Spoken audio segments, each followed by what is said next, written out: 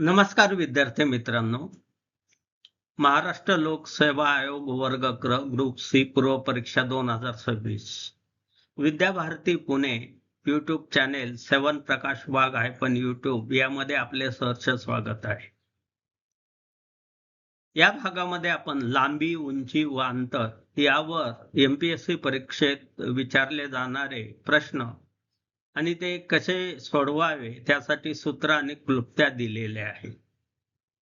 अशा अनेक विषयांचे व्हिडिओज 7 प्रकाश वाघ यूट्यूब या साईटवर अवेलेबल आहे. कृपया ते बघा, सूत्र क्लुप्त्या समजून घ्या आणि या परीक्षेमध्ये जास्तीत जास्त मार्क मिळवण्याचा प्रयत्न करा.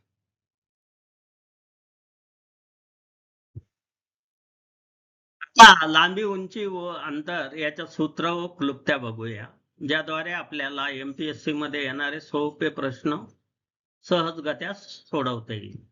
पहिले दोन सूत्र आपण आधीच्या पाठामध्ये सुद्धा बघितलेले आहे. अंतर बरोबर वेग इंटू वेळ.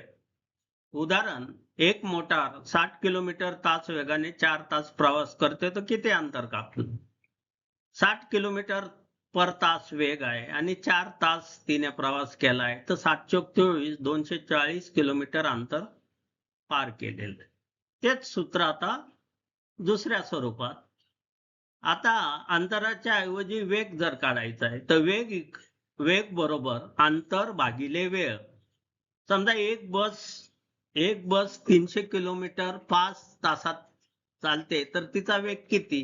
अंतर दिलेलं आहे 300, त्याला 5 ने भागितलं तर आलं 60 किलोमीटर पर तास हा वेग आहे. आता तिसरं सूत्रही पहिल्याच सूत्राचं आहे. इथं वेळ काढायचा आहे. पहिल्या दोन याच्यामध्ये आपण अंतर आणि वेग बघितला, आता वेळ बघूया. वेळ बरोबर अंतर भागिले वेळ. समजा एक रेल्वे 360 किलोमीटर अंतर 72 किलोमीटर तास वेगाने जाते, तिला किती वेळ लागेल? तर वेळ इक्वल टू अंतर आहे 360 किलोमीटर, वेग आहे 72 किलोमीटर, 360 भागिले 72 बरोबर 5 तास. हे आपण मागील पाठात सुद्धा बघितलं होतं. आता बघूया दोन बिंदूंमधलं अंतर काढायचं. तर सूत्र सोपं आहे. मॉड x2 - x1 म्हणजे निगेटिव्ह साइन असलं तरी ते पॉझिटिव्ह धरायचं. एका रस्त्यावर अ चे स्थान 15 किलोमीटर व ब चे स्थान 48 किलोमीटर आहे तर त्यांच्याचे अंतर काढा. मग 48 वजा 15 33 किलोमीटर हे दोन बिंदूंमधलं किंवा दोन अ आणि ब मधलं अंतर आहे. आता पुढचा फॉर्म्युला आहे आयताची लांबी काढायची. आयताची लांबी काढायचं सूत्र आहे क्षेत्रफळ भागिले रुंदी. जर एका आयताचे क्षेत्रफळ 240 चौरस मीटर व रुंदी 12 मीटर आहे तर लांबी किती? आयताची लांबी बरोबर आयताचे क्षेत्रफळ इथं दिलंय 244 भागिले रुंदी 12, 12 दुने 24 म्हणून 20 मीटर ही आयताची लांबी आहे. आता त्रिकोणाची उंची काढूया. उंची बरोबर क्षेत्रफळ गुणिले 2 भागिले पाया. एका त्रिकोणाचे क्षेत्रफळ 84 चौरस मीटर आहे व पाया 12 मीटर आहे तर उंची किती? तर उंची बरोबर क्षेत्रफळ इथं 84 दिलंय, 84 गुणिले 2 भागिले पाया 12 दिला आहे बरोबर 14 मीटर हे उत्तर आहे.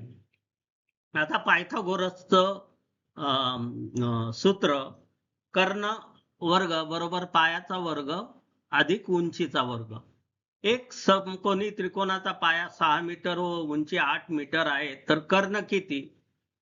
तर मग वर्गमूळ घ्यायचं. 6चा वर्ग अधिक 8चा वर्ग याचं वर्गमूळ. 6चा वर्ग 36, 8चा वर्ग 64, 64 अधिक 36 म्हणजे 100चं वर्गमूळ. 100चं वर्गमूळ 10 मीटर म्हणजे पायथागोरसचा कर्ण 10 मीटर. आता उंची भागिले सावली बरोबर वस्तूची उंची भागिले वस्तूची सावली. आता समजा 2 मीटर उंच खांब आहे, त्याची सावली 3 मीटर आहे. त्याच वेळी झाडाची सावली 12 मीटर आहे तर झाडाची उंची किती? सूत्र काय आहे? उंची भागिले सावली. खांबाची उंची आहे 2 मीटर म्हणजे 2 भागिले खांबाची सावली 3, 2 भागिले 3 बरोबर झाडाची उंची माहित नाही म्हणून ती एच धरायची, भागिले झाडाची सावली 12 मीटर, म्हणजे 2/3 equal to h/12. h/12 into 12×36 भागिले 2 म्हणजे 18 हे उत्तर आहे. दोन वस्तूंमधले अंतर काढायचे असताना मोठे स्थान लहान स्थानातून वजा करायचे. रेल्वे स्थानकापासून राम 25 किलोमीटर आणि श्याम 63 आहे, तर 63 वजा 25 हे याचं हे उत्तर आहे. समान किंवा असमान वेगाने विरुद्ध दिशेने अंतर काढायचे असला तर त्या दोन अंतराची बेरीज करून वेळेने गुणायचं. दोन मोटरसायकली 50 किलोमीटर तास आणि 40 किलोमीटर तास वेगाने विरुद्ध दिशेने निघाल्या. 3 तासानंतर त्या किती अंतर असतील? 50 अधिक 40 90, 90 गुणिले 3 तास 9 त्रिक 70 म्हणजे 270 किलोमीटर. आता या सूत्रावर आधारित काही प्रश्न बघूया. 500 मीटर लांबीच्या रस्त्यावर 10 मीटर अंतरावर एक याप्रमाणे एकूण किती झाडे लावता येतील? खालील सूत्र वापरतात. झाडे म्हणा किंवा इतर कोणतीही वस्तू म्हणा, त्याची संख्या बरोबर जी लांबी दिलेली आहे त्या लांबीला दोन वस्तूतील अंतराने भागायचे आणि त्यामध्ये एक मिळवायचा. आता इथं लांबी दिलेली आहे 500 मीटर, त्या आणि अंतर दिलेलं आहे झाडामधलं 10 मीटर. मग लांबी 500 ला 10 ने भागितलं आणि त्यात एक मिळवायचा. 500 भागिले 10 म्हणजे 50, त्यात एक मिळवला म्हणजे 51. म्हणजे 500 मीटर लांबीच्या रस्त्यावर 10 मीटर अंतरावर एक याप्रमाणे 51 झाडे लावता येतील. लक्षात ठेवा. 100 सेंटीमीटरच्या खिडकीला 10-10 सेंटीमीटर अंतरावर एकूण किती गज लागतील? आता इथं गजांची संख्या काढायचं सूत्र आहे. गज संख्या इक्वल टू उंची भागिले 2 गजामधील अंतर वजा 1. उंची इथं आहे 100, 2 गजामधील अंतर आहे 10 सेंटीमीटर, त्यातून 1 वजा करायचा. 100 भागिले 10 म्हणजे 10, 10 तून 1 गेला 9 म्हणजे 9 गज लागतील. तर पुढचं उदाहरण घेऊया. एका वर्तुळाचा परिघ 100 मीटर असून त्यावर 10 मीटर अंतरावर एकूण किती विद्यार्थी उभा करता येतील? उभे विद्यार्थ्यांची संख्या बरोबर परिघ किंवा परिमिती भागिले 2 विद्यार्थ्यांमधील अंतर. आता परिघ दिलाय 100, 2 विद्यार्थ्यांमधील अंतर दिलंय 10. 100 भागिले 10 म्हणजे 10 विद्यार्थी उभे करता येतील. आता या जे फॉर्म्युले किंवा सूत्र वापरलेले त्यात तुम्हाला जर एकूण झाडे, एकूण खांब, एकूण विद्युत संख्यांची संख्या दोन्ही टोकांसह पहिले टोक आणि शेवटचे टोक यांच्या समवेत काढायचे असेल तर सूत्र आहे लांबी भागिले अंतर प्लस 1. पण दोन झाडे किंवा दोन खांबामधील अंतराची संख्या काढायची, किती गॅप्स आहे, तर त्यासाठी मात्र लांबी भागिले अंतर हे सूत्र वापरतात.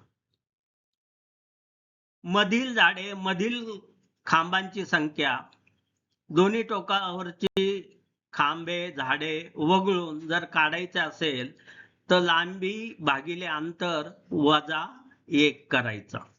हे 3 सूत्र लक्षात ठेवा. आता एका बागेची लांबी 2 किलोमीटर व रुंदी 1 किलोमीटर आहे. त्या बागेच्या चारही बाजूने 100 मीटर अंतरावर एक याप्रमाणे झाडे लावण्यासाठी किती रोपे लागतील? इथं परिघाच्या ऐवजी परिमिती काढायची. परिमिती काय आहे? 2 गुणिले लांबी गुणिले रुंदी. 2 गुणिले 2 किलोमीटर म्हणजे 2000 मीटर, रुंदी 1 किलोमीटर म्हणजे 1000 मीटर, म्हणजे 2 गुणिले 2000 अधिक 1000, 2000 अधिक 1000 3000, 3000 गुणिले 2 6000 मीटर परिमिती आली.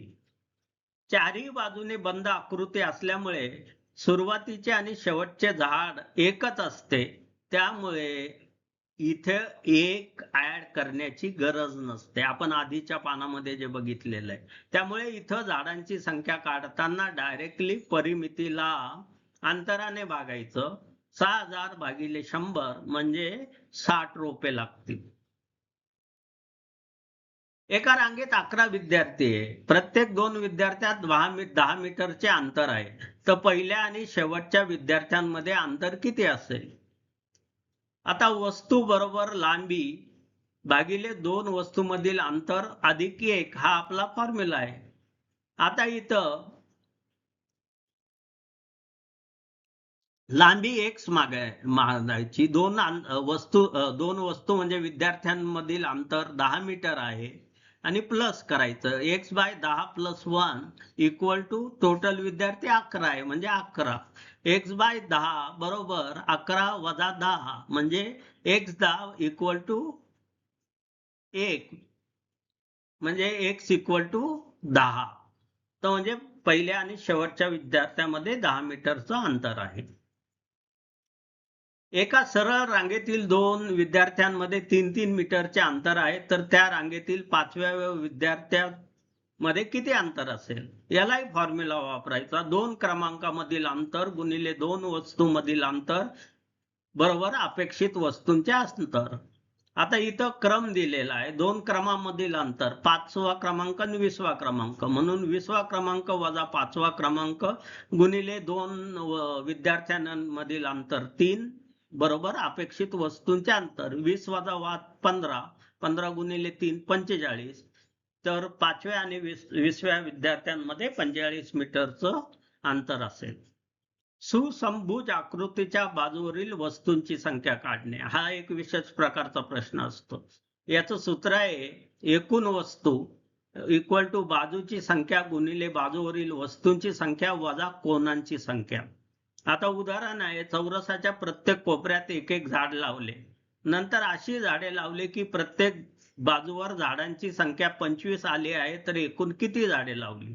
मग सूत्र वापरायचं. एकूण वस्तू इक्वल टू बाजूंची संख्या आहे 4 गुणिले बाजूवरील वस्तूंची संख्या आहे 25 वजा कोनांची संख्या. समभुजे 4 कोण आहे ते 4 वजा करायचे, म्हणजे 25 गुणिले 4 वजा 4 100 वजा 4 96 झाडं हे उत्तर आहे. तर हे स्पेसिफिक प्रश्न जे एमपीएससी मध्ये येतात ते आपण इथं अधोरेखित केलेले आहेत. हे लक्षात ठेवल्यास बाकीचे सर्व प्रश्नांची उत्तर दिलेल्या फॉर्म्युल्यानुसार आणि क्लुप्तेनुसार अगदी सहजरित्या काढता येतात.